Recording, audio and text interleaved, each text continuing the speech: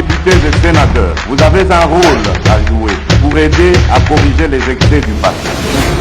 Vous les collègues du Grand qui quittez les groupes armés, je vais le dire.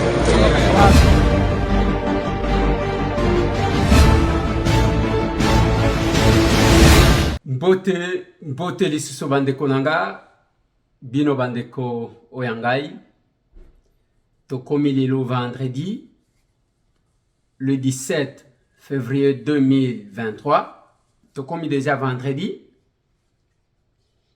nalingi tobeta masolo, il y a des questions, nazaki des fois kobeta ngo semblant, je suis obligé d'en parler. Général Chiko abomisi basoda na front. Il a été entendu butu sans que batu bayeba. Est-ce que Ezaya Solo to Ezaya Lokuta dans ce numéro de l'émission Masolo na Dopité? Les informations oya vérifiables, pas makambu ya réseaux sociaux.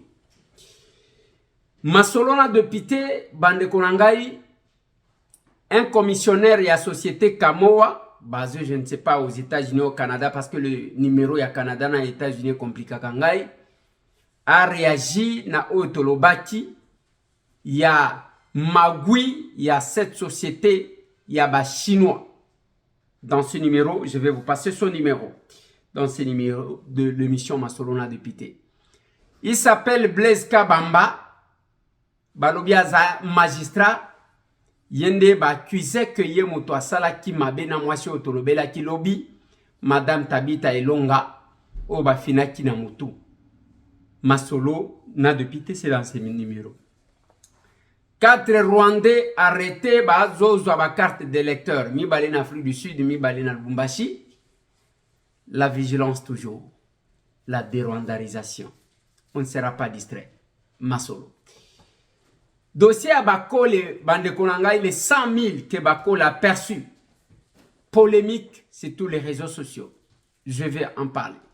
Masolo na Dopité.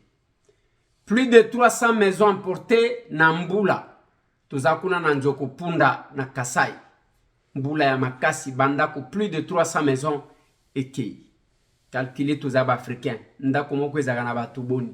Vous faites les calculs ya bao bazali bando. Ba masolo toko solo la yangwa. Bande konanga na lingi tobeta masolo wana. Le chef de l'État a se déplacé à Kolukaka wapi akoti kozo solution na oye koleka na Congo. Bakeli susu azo pemate.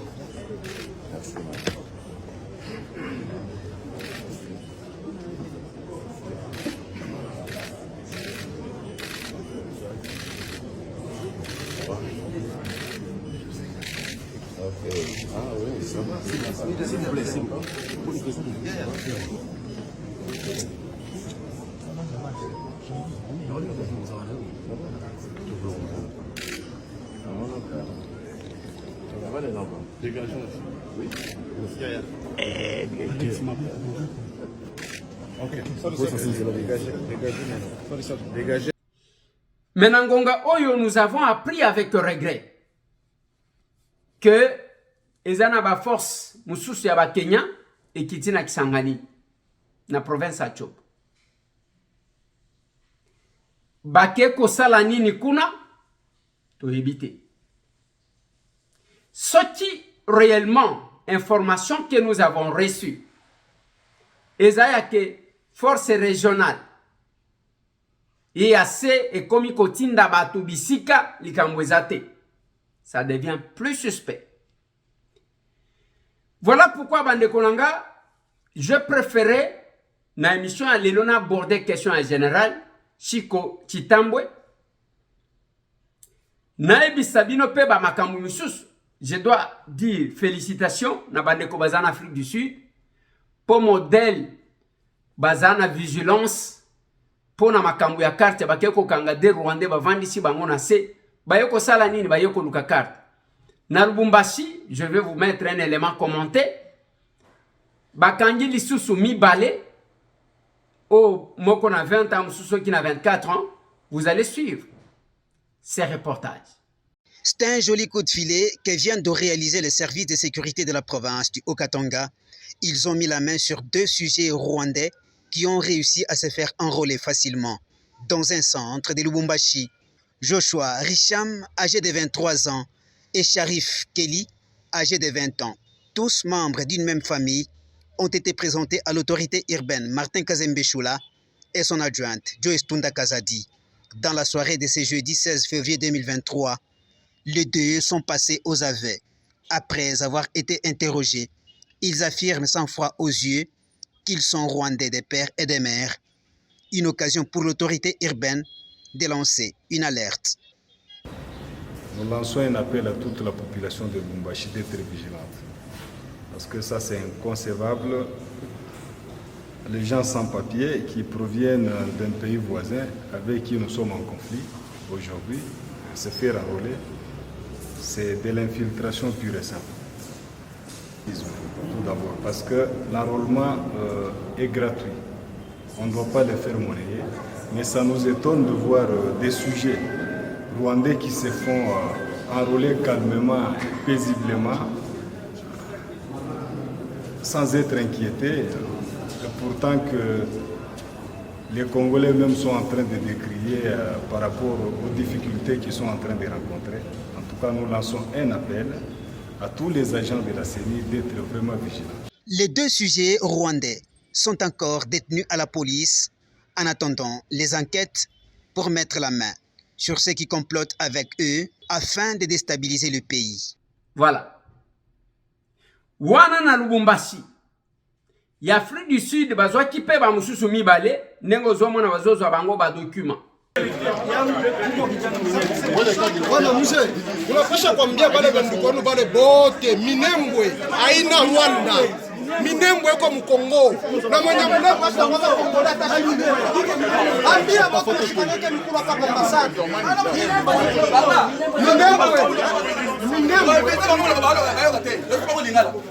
Minembwe haina Kongo. Haina nani? Ya peu bande konanga na talisa kibino bana Goma comment baza vigilant bakangi mutu moko na ba document azanani un Rwandais. Nous sommes actuellement au Skyborn où les motards pensent que c'est un suspect rwandais de M23 qui est venu ici au Congo. Alors, ils sont en train de vouloir l'identifier et prouver s'il a la carte ou comment, l'identité congolaise. Alors, on va voir s'il a sa carte d'électeur. Sinon, donc, il doit être un Rwandais ou un M23, pourquoi pas. Mais le problème, c'est qu'il est vraiment saoulé, soulard à son état. Comprenez même, il parle d'un motard, alors comprenez que c'est vraiment gravissime.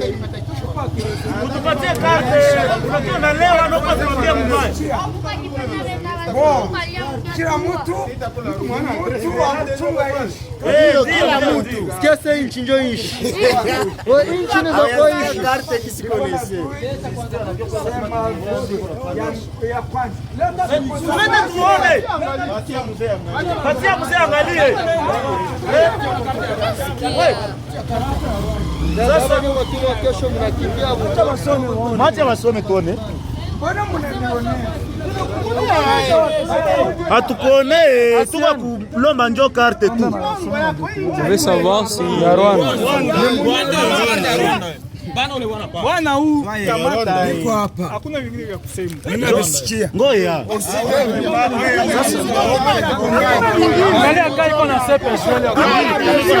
vérifiez s'il a la CPGL. Vérifiez. Pourquoi on avait dû vérifier? Vous doutez ça? Vous doutez ça?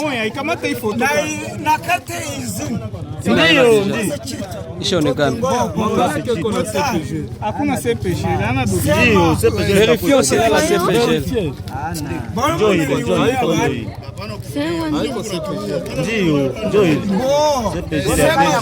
Sasa kama yako expire. Kama yako expire.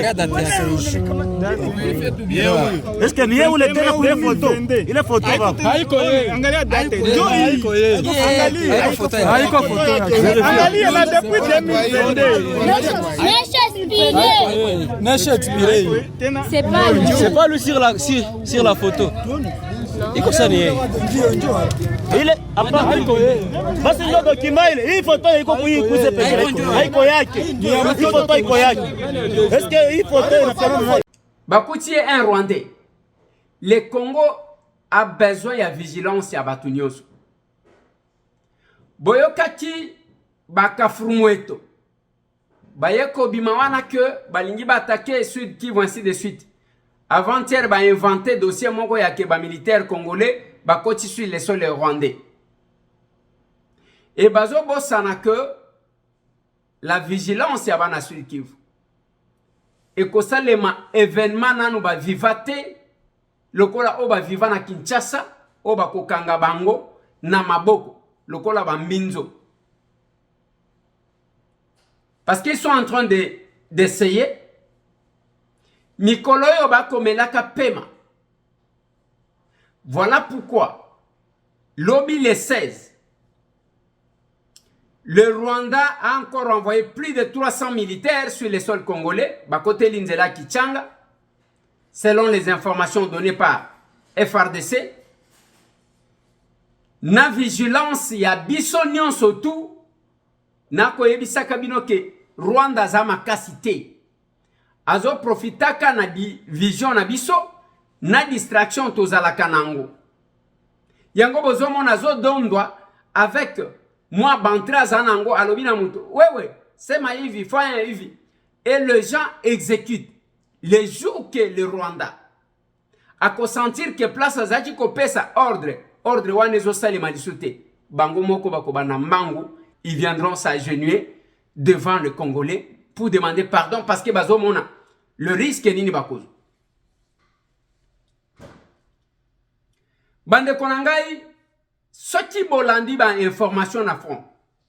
Bazo salaka ba meki awa ba frapper bango, bazongi ba récupérer FRDC récupérer moi ndam. Baye awa ba frapper.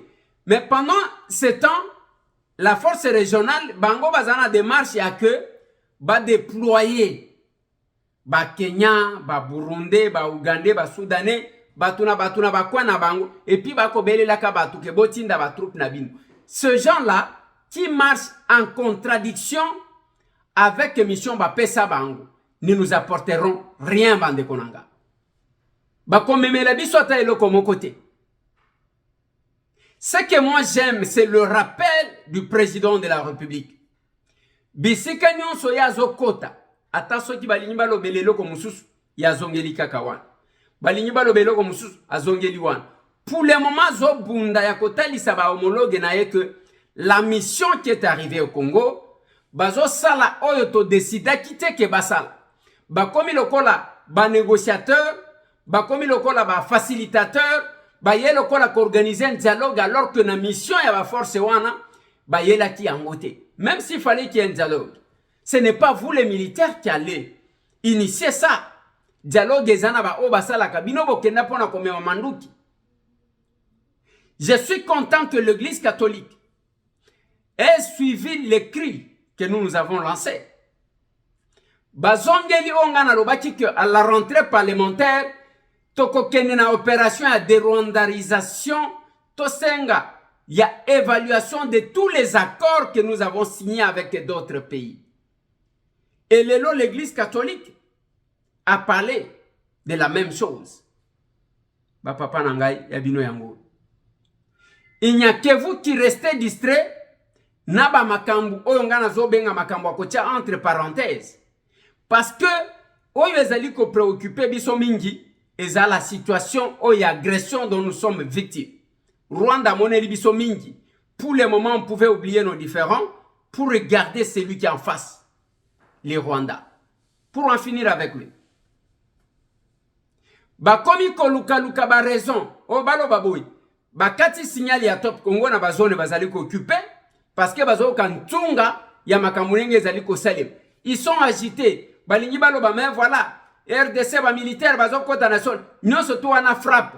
Et ici aux États-Unis où je me retrouve actuellement, yango bakeko pesa mongo na onje moko asala rapport. Na lobaka na bino si vous vous rappelez. À l'époque que ba militaire na bango bazo kufa na front bazo longola ka bango ba tenu pour que babimisa bango que ce sont les Tutsis congolais qui sont en train de tuer au Congo. Et c'est le rapport qu'on veut faire aux États-Unis, à New York. Rapport balingi basala yango wana. Mais biso ba congolais que chacun joue sa partition. Biso en action commune pour la République, nazota lisaka batu ke tozana temps ya kozela batu te.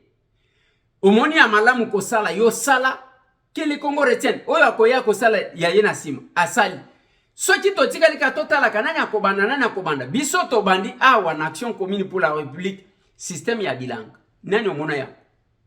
To lancer la dérwandarisation. Oyo kango wapi. Toye koloba makambu ya coopération entre biso action commune pour la République na diaspora ndeko moko alobi nangaki non ndeko Eliezer ozozo ata mingi ya koloba oyo ozo sala oui eza pona yo pe o sala. Ce qui manque à la République, ce sont les gens qui agissent. Les discours, nous en avons. Moutounio soit côté les malobi naye, c'est la pratique. J'ai discuté longuement Nandeko Moko qui est en France. Alingata lisanga ozomona nalobi papa tikelanga imakelele tikelanga makelele tango zoyo quand même bato bazo frapper bato bazo yiba na Congo. Est-ce que zoyo ka ba villageois lokola biso et beleza ka ba o bazo mona comment ça se fait libanda ya mboka ayede ke ba pese kama fonction ayibia tikelanga imakambu wana et biso tango zolo bazolo ndeko Eliezer, mais vous prenez qui? Vous prenez les gens qui n'ont jamais travaillé. Quand on a Google vérifier na ba komo na ba. Oui, mais yo zali ko privé na mboka na yo l'expertise, boanya na personnalité o yozana. Ozo privé. Ah tango to zolo tu dis ah la politique, moi je peux pas faire la politique. C'est de la merde. Mais maintenant, yo ne ozana personnalité. Yo zana mayeli. Okoti ko apporter un plus. Vous pensez que ba o ba ko bunda na politique ezaba mususu era économie parce qu'il y a une personnalité. Non. Il faut s'engager. Dans le Bakanabino, tous les jours, j'ai lu, je vous recommande. Ngoma Binda a écrit, livre moi que ça moi mounene boy. Babenyango la participation politique. Ça nous aide à comprendre. Ndengazotali, c'est là l'importance de la politique. Parce que la politique s'impose sur tout. Politique est allée s'imposer sur tout. Naloba nabino que la politique peut fermer un hôpital. La politique peut fermer une école. La politique est kanga université. Politique on a besoin mon éco kanga église. Lui Kagame a fermé combien d'églises au Rwanda? Ezalaka ndenge wana. Yo tango zotikala non, moi je suis politique, oninga na musali na nzambe ainsi de suite. Non. Basali na nzambe na Bible ceux qui taliban bazalaki kaka en contact na ba politique. Mais le kola bango bazalaki na personnalité, voilà pourquoi le roi appelait l'homme de Dieu mon père. Mais bino bosili sa yango ngala parce que bilanda landa, une mendicité, vous ne savez pas dire la vérité aux gens. Et le pays en ce moment a besoin d'un prophète comme Michel. Ceux qui disent ce que Nzamba ebisi bango sans kotali lo nyamuto. Mais oyo théâtre écoute. Théâtre. Écoute na. Les lobans de Konanga, il y a quelques jours, campagne de diabolisation contre le général Chiko Chitambo. Les audios, nazo mona batu bazo tindelanga. Ozo komela mutu fake news. Mutu azo comprendre to comment na batindi. Mais attendez. Vous pensez que mutu a trahir biso to vandika to zotal. Ya liboso, le général Chiko n'a jamais été interpellé même pour 1 minute. Et Nakoye Bisabino, d'où est venu Makambouan. Nangonga oyo mutubazo azo bangi saba Rwandais lokola général Chiko wana azate. Parce que bako négocier na yete, azo dépendre na bangote, azakape na contact na bangote. Alors il fallait les diaboliser. Bino bobandi ko partager le message à ba Rwandais o bazo pesa bino. Balobi wana ba peso batinda ki bombe et raté et que kobomaso ki 220 militaires. Ce qui vont calculer, Mikolongo bazolo bake babomisa ba militaire. Le général Chiko azala quitté, azala ki na négociation na Kenya, azala ki même kunate. A commandé na téléphone, qu'est-ce qui s'est passé? Tangu Aouti Yewana, photo wana na Tchelibino, eza photo ya tangu kaka Aouti azana front. Parce que yazanya manangunda. Et quand vous partagez ça, vous vous mettez, yakolobaka lobaka yango, vous pensez faire du mal à Chiko. Non. Vous ne les salissez pas. Parce qu'il n'y a pas eu d'interpellation. Makamunyo sobozolo baizaya lokuta. Vous n'êtes qu'en train de relayer message à ba Rwandais qui ne savent pas comment négocier avec ce monsieur. Parce que bazan n'entrez pas na yete. Mais vous travaillez contre votre pays. Parce que vous démoralisez les militaires qui sont en front. Alors que Monto bazan ango mikolo ezaya makasi, on devrait les soutenir. Bande Konanga, il n'y a rien. Le général Chiko Chitambo n'a jamais été interpellé. Qui vous dit ça? C'est un menteur. Azokosa. Et Mikolongo bazolo bake. Et il se pourrait, ceux qui bozota la victoire moko, pesa ki esika wana. Et le général n'était même pas au pays. Asaki na ba négociation, o bako salaka na batongo ya force o balingi ko bunda te pona ko talisa bango. Boyaki ko kanga ba photo pa na biso to boyaki ko bunda. La campagne que vous constatez dans tous les médias et le média au besoin mona bazali ko relayer biloko wana, ce sont les médias qui travaillent contre la République. Parce que objectif na bango ezaya ko démoraliser le militaire au front. Alors que ba militaire moral na bango eza tellement likolo que bazo fia ko la ba kafurumweto wana yango boyoki ba ke ko renforcer ba tumisusu. Mais je sais que les 300 là bakoyoka lisusu nchunga kala mingi te. Boyoka ki vidéo, quelques vidéos na bango moko. Bazo le la ke ba utiliser ce qui ba armenini. Place bato bazali ba utiliser partout où ils sont. L'essence ya irresponsabilité ya bato. Ezako piller, ezako violer, ezako tumba, ezako buka. Ce qui omoni muto abandi ko piller, ko violer, ko yiba, yeba ki akomi ko kima. C'est tout ce qu'ils font na ba zone bazali ko occuper. Voilà pourquoi bayeko kata même signal ya Top Congo o ezalaki ko koma kuna. Et tout ce que vous entendez comme rumeur sur Chiko, Ce qui même yo partagé yango, au partagé message à ba Rwandais. Au partagé message na bango. Siko makase sili bango tellement que ba komi encercler bango. Quelques députés bazo loba, bato belé bazo pointer bango, moyen baba tamalisu sur ezate. Alors ils cherchent à créer des choses. Mais c'est grave. Tango bazo luka yango, bazo profiter na loba kanabino, ba Rwandais ba profita taka distraction na biso. Bon, on dit par exemple question à 100 000 $.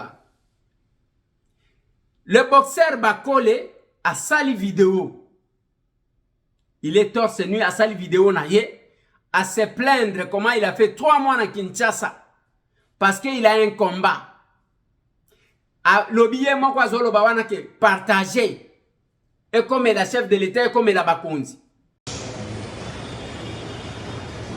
Bonjour. Bonjour à tous les Congolais. La salle vidéo nous fait honneur depuis Kinshasa. Dans un sérieux, il va jeter. Il va combat dans le 4 mars en Angleterre. Mais il y a un se rappelé dans le combat dans la Yoka. Dans le bac, malgré le soutien à la colonisation, le soutien au gouvernement, ils étaient donc pour l'école. Mais les gens qui ont totalisé 2 mois. Depuis la côte ici de l'océan, il y a que le gouvernement est soutenu dans la préparation. Dans cette vidéo, on va partager vraiment un message pour eux et toucher tous les points. Le président de la République est mort comme soutenir le ministre du Sport a assassiné le dossier dans la figure. Dans ce qu'on a 2 mois dans le Congo, et si on a 1 mois qu'on a gagné le combat. Pendant qu'il y a un peu de temps, attends à Léopard qui est bon, retard, on se préparer bien. Ah, on a souffert dans Kim. Dans le Zéla, on n'a pas eu l'hôtel à 2 mois. Dans le Zéla, soutien au gouvernement, et puis dans le Zéla vraiment. Si il faut, dans ça, il fallait 1 mois pour a une préparation pour l'Angleterre. Mais dans le Congo, dans le Zéla, on a pas posé. Ici, quand le dossier est là. Pardon, papa. Soit boy, ça va qu'il y a un na débrouiller na ndenge nanga na yebi ke bana kin ba soutenir ba sombela na billet na bengi les boss après d'achou papa gouvernement les sanga a on a comment monnaie na mars ce qui au souninga ka soutenir na billet na zonga na ataka na préparation muke na ma pomone bana kin non surtout o boninga kanga ce qui bomoni que message que nous pouvons partager ce qui boninga soutenir na quand tu as un gouvernement pour aller miner 2 mois avant, combat ils ont un éliminatoire mondial, il y a des billets. Bon, on dit lobby n'a pas signé la promotion monnaie en Angleterre. Mais dans la Congo, tu l'as. Dans le Gangate, dans la Kanda, il y a combat et 1 mois. Dans la poste à Tekena qui est pour l'année, il y a au parapoli. Et puis, ma moussette du Massimo, non. Dans la Katakine, dans le Sénat vraiment, président de la République, papa, pour soutenir le biso, pour le dire que le gouvernement est soutenu là. Dans le Congo, 2 mois.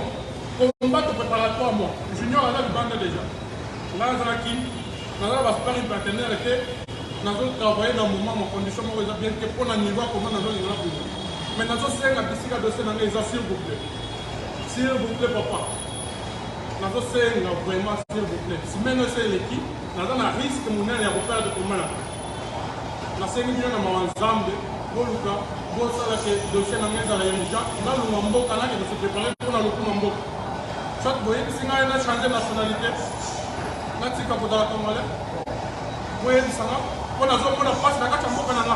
Ambassadeur avec du passeport diplomatique. Président de la République, camarade Namaké, à ça pêche déjà que non, parce que nous avons un gouvernement. Dossier pour le ministre du Sport. A signé malgré ça qui est 1 mois, à ça signé dossier. Bande Konanga vraiment. Il y a pas d'appui dans Bande Konanga, il y a une pour le Kanga.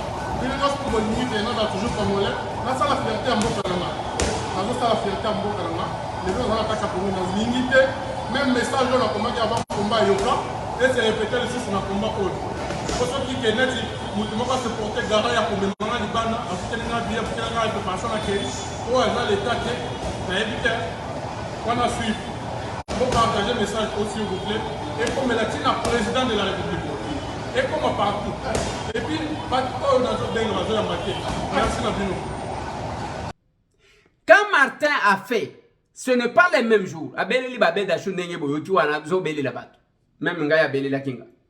Président Asser. Na s'adhérer na parti aux ateliers. En tout cas, merci. Nous avons fait contribution en tant que président.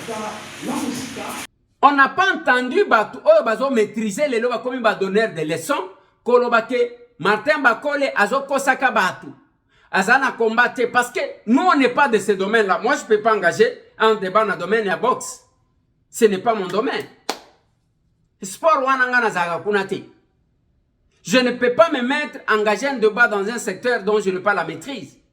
Mais là qu'on gagne loba que il faut que chef de l'État, que fait le ministre du sport? Et c'est la question que je pose.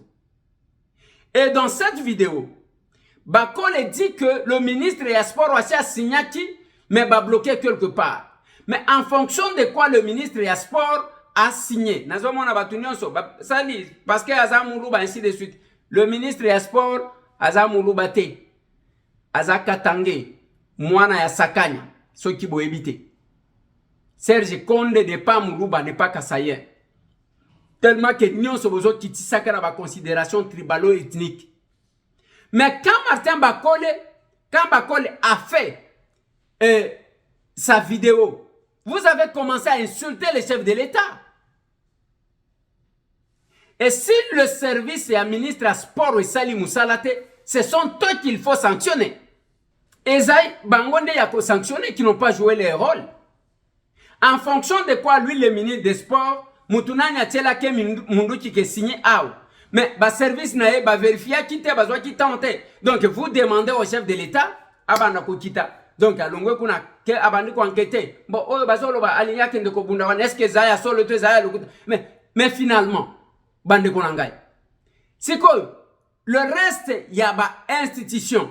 Ils ont joué rôle nini. Si le président de la République doit tout faire.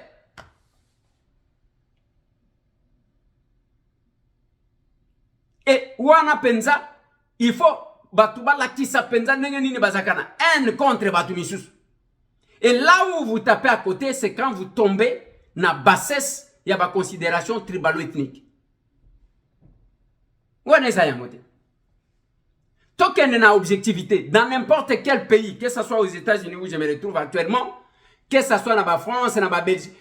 Mboka nini bino boyebi que chef de l'État il faut abanda kolandela ma sportif wana linya sala boy abele la kinenga abele la ki lokola boyebi na mboka na biso komaka talela biso likambo talela biso likambo asali mais c'est le ministre qui est payé par l'État pour ça.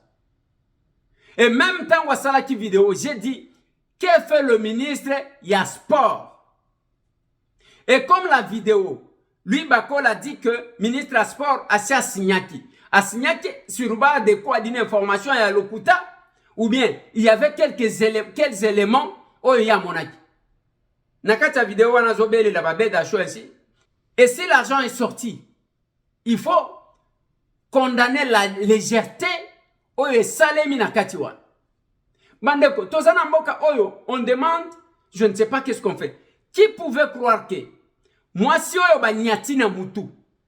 Oyo nyatina mutu pouvait être un magistrat. Nous avons appris là-bas, c'est un certain Blaise Kabamba. Il y a parquet ce qui a Kinkole. Nde mutu akekuna. Azo sala. Ake konyata mwana mwasi wana na mutu. Et puis déshabiller la femme. Mutu amibeko. Mutu amibeko. Wana, on va encore dire quoi? Félix et mutu atindi. Avis de recherche zawana bako lukamwana mobali wana, il faut subir la rigueur de la loi. Ce qui s'est établi que c'est lui. Parce que l'acte de naissance, il y a crime, c'est le jugement.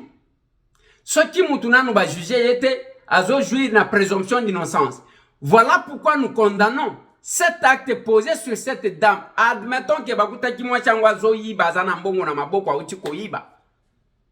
N'ayez organe de la loi. Okende ko matela na libumuna oyo tondisi na mbongo wa corruption bozwaka c'est tout bino bato akuna mapangu nyonso makambo ntele maluku kuna bo se retrouva kama makasi okende komatela mwasi wana peut-être ayibi pona nzala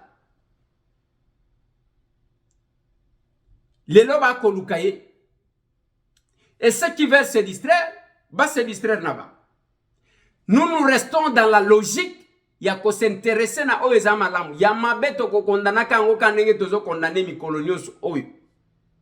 Et ces magistrats là souhait na biso que si on mettait la main sur lui va organiser en tout cas audience foraine ba tubaya kotonda ba mona quand même comment un magistrat l'organe de la loi oyo ayebi mi beko oyo aza censé ko faire appliquer les lois qu'on sanctionne ceux qui violent les lois, botal acte qu'il a posé sur une pauvre femme. Et mon modèle wana ceux qui battent bas à la kate, il ne pouvait pas violer cette dame. C'est compliqué. Yangwana koloba kanabino oui, tokoloba de père et de mère zamalam. Mais ce monsieur là, ce qui ont dit s'il est de père et de mère, voilà l'acte qu'il commet sur sa sœur. Nande konaï. Nanobela tiawa likambu ya kamo wa kopere. Ah monsieur, je vais vous donner son numéro. Nalingi bo kanga numéro oyo. Après na yebisa bino makambo alobi na ngai na message na ye. Bo comprendre niveau ya bato. Ce monsieur m'a écrit par ses numéros. Je ne sais pas des États-Unis. Numéro a comme linga nangweza plus 1 514 949 85-50 plus 1 514 949 85-50 photo na yangwana soki otali azomona lokola mundele ainsi de suite. Je pris cette photo là na profil na ye c'est pour que natie la bino ye soki boyebi ye bobenda ye matoyi. S'il est commissionnaire ya batu ya kamoa moi monsieur Tambwe na sala ka ba courbette pa batute et puis eza soni yo tata mobimba ndengwana na moni na profil na ya memi kutu bana lokola ba koko na ye. À cet âge là moto azo déraisonner. Qu'est-ce que ce monsieur me dit? Alors binanga ke Eliezer, comme toi tu ne connais rien, oyebi na yo loko mon côté, oyebi te ke usine ya Kamoa ba tonyango pendant 5 ans et que Kamoa a engagé 6000 personnes, 6000 travailleurs congolais. Et Kamoa a tongi grande centrale hydroélectrique presque ils ont la capacité à 2/3 ya yinga. Maloba lobi nanga yango wana sans tenir compte ya balangage mususu à tenir pour na ko dénigrenga. Monsieur na pesi bino numéro na ye pour que bomeka ko benga ye azonga mutu parce que za soni na âge ya tata wana. Ceux qui ont venu aux États-Unis, ceux qui ont petit commissionnaire na bango, vous pensez que tous les Congolais sont à vendre? Non, il y a les Congolais pauvres villageois que nous sommes. Mais tous en l'olend. Mais c'est un ligne tunayo. Moi j'ai vécu à Koluizinga. Entre Jekamine, Nakamoa, Nabino, Wana Koper, il y a COP. Parce que le communiqué, ce que j'ai relayé, ils ont communiqué à nouvelle société civile à Congo. Bazaki ko fustigé du fait que yankewana ya Kamoa ba falsifier ba document. Ya le kuta pona ko mais l'état congolais presque 240 millions de dollars américains monsieur. Si c'était une grande société comme vous pensez, ba kokaki ko falsifier documenta ezaki muyibi. Et quand la société civile a insisté que bazo sa la COP na batwa DGDA, yo vandi je ne sais pas comment parce que yo a petit commissionnaire na bango. Vous me voyez même temps aux hommes on a député bazo défilaga na loi moi na kamesi tambo goken. C'est un villageois qui se donne en tout cas beaucoup d'importance. Ce n'est pas yo vandi âge na yo wan. Il est là le monsieur. Âge na yo wan ozo ka sonité. Est-ce qu'on peut expliquer nga banani bazo sala ke bayiba ka basinga ya inga ya courant? Pona kozwa kuiva. Okiko yebisanga Combien de fois bakangi batuna basinge belé belé ya bakuivre? Qui sont derrière ça? Théorie à fait de bois. Oye bien voté. Banani bazo ibisa singawan. Yo linyo tangi sanga soki ndengeni. Yebisanga, vous pensez que naza député yanzela? Olingina yebisa, il paye à ces Congolais là les 6 000 entre guillemets. Kamowa azana bato signé na bango contrat boy 6 000 personnes. Azana 6 000 personnes au présenté biso contrat, il y a 6 000 Congolais au signé na bango contrat. Les sous-traitants que Kamowa utilise sont de quelle origine? Ce ne sont pas des Chinois. Ce ne sont pas des Chinois. Et les Congolais qui travaillent, on les traite comment? Ils touchent combien? Par rapport aux Chinois qui travaillent là-bas, les Congolais bazo futa bango combien? Combien de fois batu bazo bunda na nini ya Kamowa? Pour la injustice bazo subir par les Congolais. Et que les Chinois sont protégés. C'est ce qu'on fera d'un Congolais na Chine? Talaba commissionnaire mususu. Talaba commissionnaire mususu. Ce qui baza honnête, il y a eu le rapport. La société civile a même dénoncé que ba falsifier ba document. Il fallait qu'il puisse contredire. Ce n'est pas yo batami na réseaux sociaux. C'est parce que vous n'aimez pas le développement. Ya Katanga. Développement ya Katanga. Yo, entre la société na chinois, quelle est la société qui a développé le Katanga? Quelle est la société? Vous considérez vraiment Lualaba, vous considérez Kolwezi ya Souje Kamine, na Kolwezi Oya ba chinois? Bozo tikelande bana na bino mabulu tellement que bozanga mao. Ton moko ya cuivre, bazo somango, bazo bimisango na combien? Et la production, bazo lo banabino que production basali 215% ya production. Donc place ba qui ko exploiter par exemple pendant 5 ans, donc ba ko exploiter pendant 9 ans, 8 ans.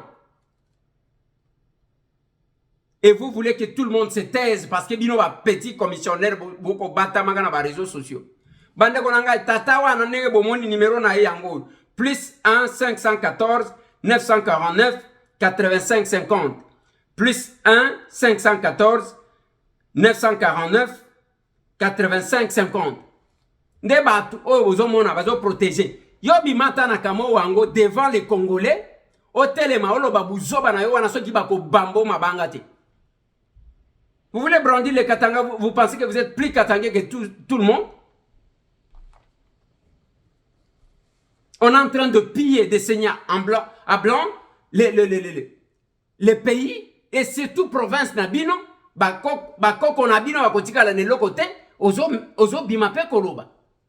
Société Kamowa coopère, selon le rapport, il y a nouvelle société civile, ba falsifier ba document, bazwa document en 2012, les documents, bako kati kozwa moins tarification préférentielle ouan, il y a 2%. Pour 5 ans, bakomi kuna babandi ko falsifier tile l'autre 2023. Et quand on fait les calculs, c'est 240 millions de dollars société Kamowa n'a pas payé. Na lingala a yibi l'État. Nouvelle société civile et lobby. Et mbongo wana, j'ai dit, ekotiko sunga ba Congolais mingi. Mais ba petit commissionnaire ba lobby, a engagé 6 000 personnes. 6 000 personnes, elles ont foutu bango combien, avec quel traitement? Kaba mususu. Wana famille ezakake. Avant daka, il a autant d'années na poto. Il a autant d'années na poto, autant d'années nde yangoa. Pas d'intégration mutu, ata patriotisme mukete zokote la. Ton ya cuivre bazote kango combien? Et le Congo gagne combien? Yo muto yebi 6 000 emplois. Batumususu. Yebi sabi so banani bazo favoriser ko yibaka singa ya courant. Banani. Sony. Eza compliqué bande konanga. Tozana Djoko Punda bande konangai, plus de 300 maisons emportées. Mpula moko ebetaki makasi kuna. Denge tokolo baboyi basina bana bazali banda. bazali banda baliyebi place à kovanda te place à kokende te likolo ya mbula. Voilà la difficulté. Otozwaka zwaka. Là, il fallait que les élus de là puissent intervenir. Ceux qui bango yakuna wako intervenir te biso kaka. Biso comme nous exerçons les mandats sur le plan national. Ceux qui n'ont pas mouké, je peux les aider. Les capables sont toujours capables. Jacques Kambaï, Kananga est bougé. Après quelques temps, le SGA et Action Commune pour la République est descendu à Kananga. Les pleins sont pleins et partout. Parti il y a 5 mois. Yango bato bazo yoka kipelekesi. Joël Kalanda keka kwa dere na Lubumbashi agitation. Awa to perdre Kasumbalesa. A to perdre Sakanya. A to perdre Kasumbalesa. Vous allez la poser. Ce pays a besoin d'une nouvelle classe politique. Il y a Batou Mokoboy. Et Batouana, c'est Lasser qui va vous apporter ces gens. Lasser va vous apporter ces gens. Batou Mokoboy. Batou Mokoboy. Il y a un médecin, Aoumeli, Docteur Martin, Aoumeli Libanda Yamboka. Après, je dois servir mon pays. Il est descendu, il s'est fait enrôler à Katanda. Katanda, ils en ont Kassai. Ce que l'on voit Mboujimai, n'est que Kabinda, 60 km de Mboujimai.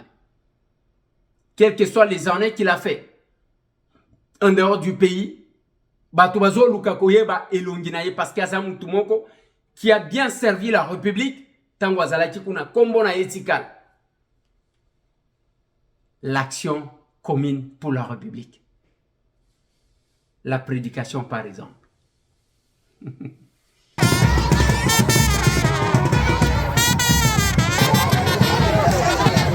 suis.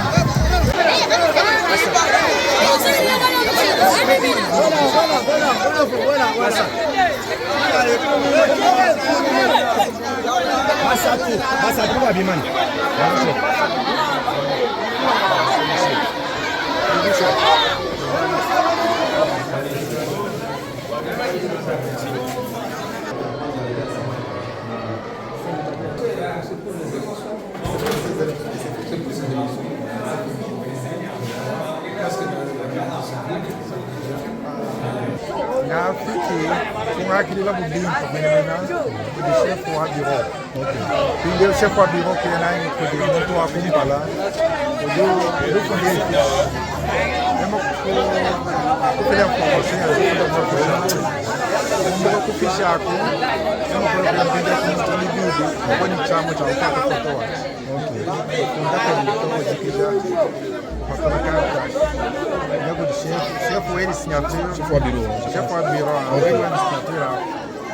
Oscar, officiel.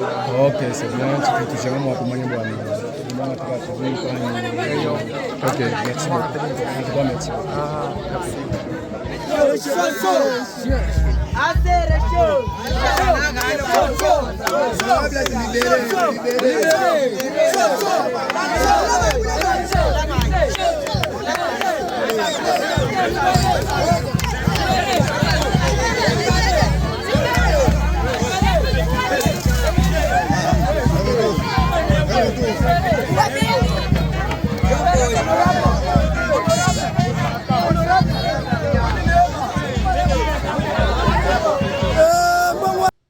Biso ezaka ba plein.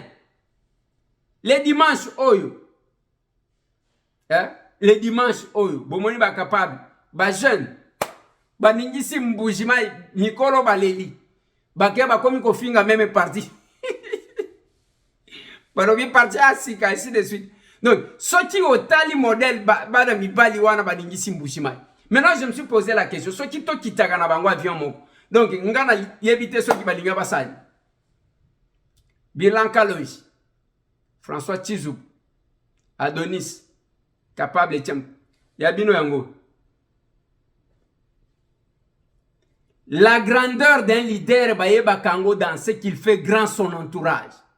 Ce qui ont mon leader moko pembeni batu bakola kate wana za leader te azanchor. Biso au bout de 5 mois. Boko mona siko ba papi kitenye bazo bimakuna. Ba Fabrice Banza bazo bimakuna. Ba Paul Kasekela bazo bimakuna. Ba Bertin Kabamba bazo bimakuna. Ba Jackson Kabamba bazo bimakuna. Ozo mona ba Théo Kibonge bazo bimakuna. Boko limbi sangai parce que nako yako.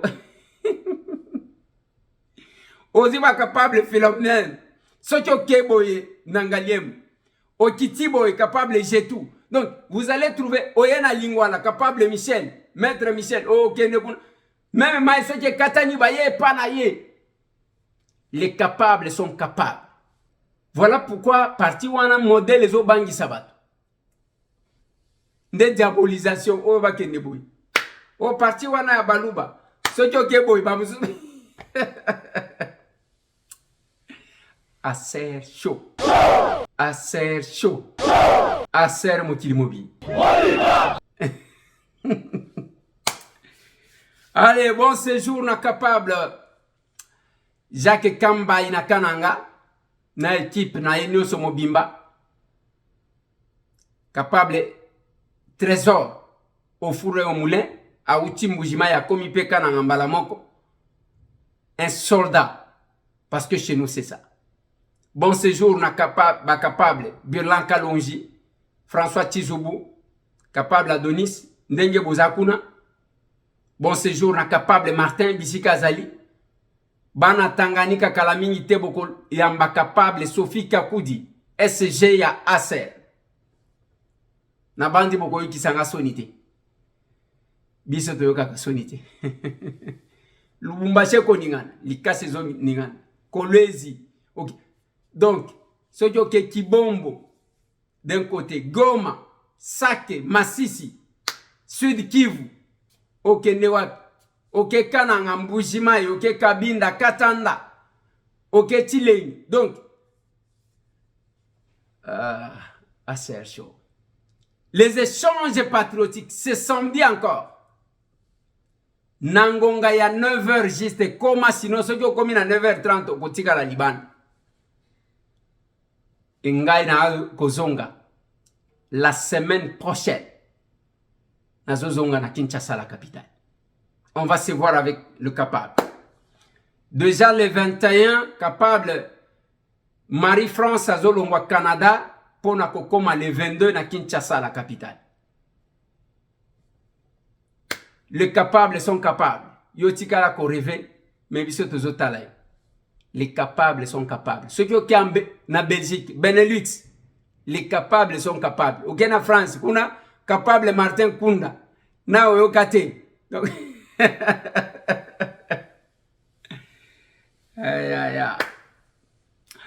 na Nantes déjà au Monaki bazozo ba mapa bazo kabela bato. Nous c'est le pouvoir de l'amour et non l'amour du pouvoir.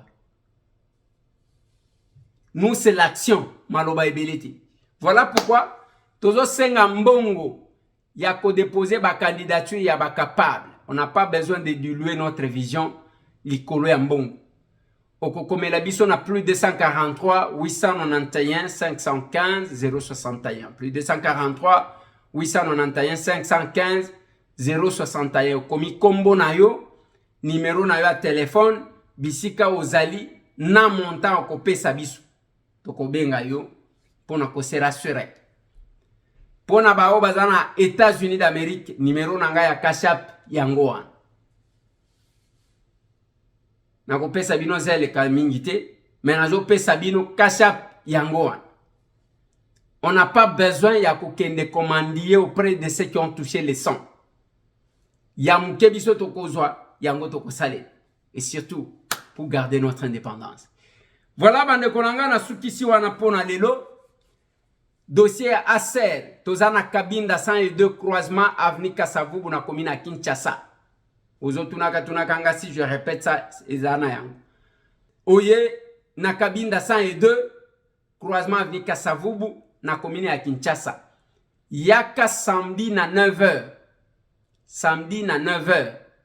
Koma isika wana. Ce qui au commune à 9h30, place na kacha lupango kozwa te. Allez, tout le monde est ici.